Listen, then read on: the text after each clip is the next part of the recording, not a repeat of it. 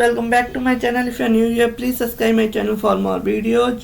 आज हम बात कर रहे हैं section 144A criminal procedure code की, जो कि बात करता है कि कोई व्यक्ति जो है एक सामूहिक जुलूस लेके जाना चाहता है, लेकिन जो हथियारों के साथ, आयुध के साथ या उस सामूहिक कवायद करता है, कोई यानी कि शस्त्र वेपन्स वगैरह लेके क्या है किसी तरह की जुलूस निकालना चाहता है, किसी प्रशिक्षण के लिए निकालना चाहता है, तो क्या है मजिस्ट्रेट उसको मना कर सकता है, उसको प्रोहिबिटेड कर सकता है।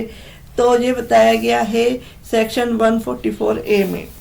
देखते हैं क्या है पूरा केस। तो आयुध सहित जुलूस या सामूहिक कवायद या सामूहिक परीक्षण के प्रतिषेध की शक्ति के बारे में बात करता है। Power to prohibited carrying arm in possession और मास ड्रिल और मास training with arms.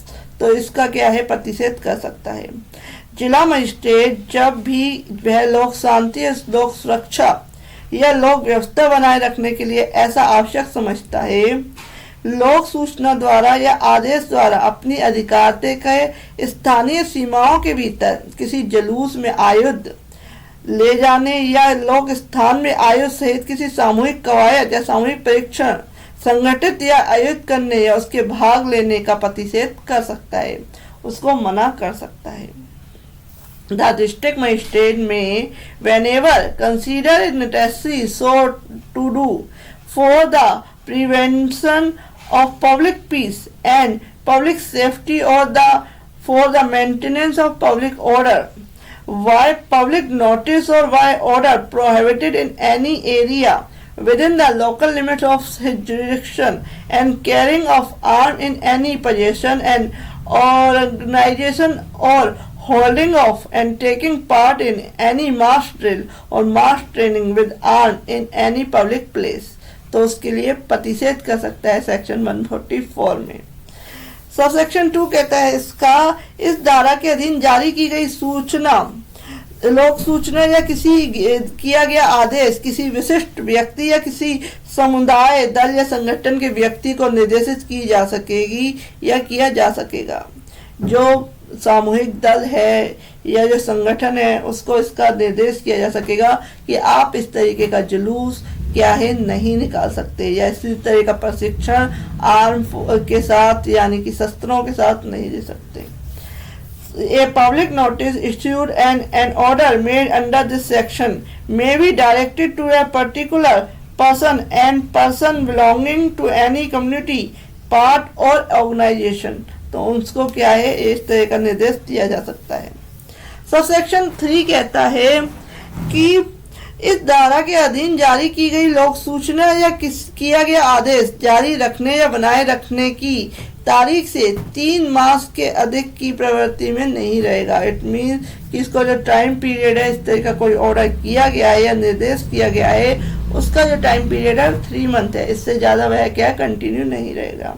No public notice issued and an order made under this section shall remain in force and for more than 3 months from the date on which it is issued or made। तो ये बताया गया है।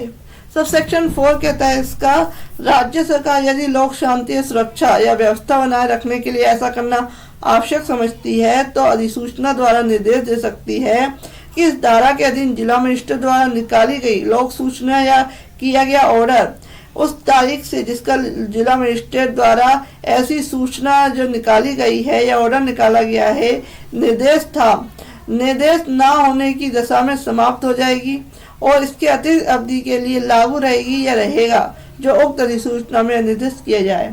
यानी कि इसमें जिस तरह का टाइम पीरियड दिया गया है वहां तक क्या है वो कंटिन्यू रहेगी, अगर अदरवाइज वो खत्म भी हो सकती है।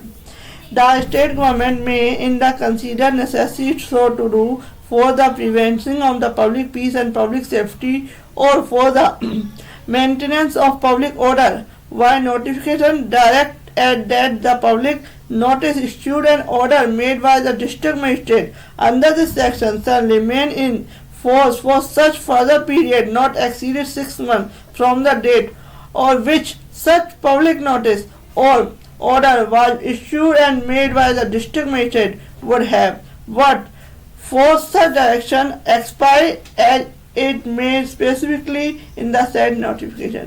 6 महीने तक की अधिक की नहीं होगा, जो टाइम पीरियड है, या उससे पहले ख़त्म कर सकता है। तो ये बताया गया सेक्शन सब सेक्शन 4 में। सब सेक्शन 5 कहता है इसका सेक्शन 144A का कि राज्य सरकार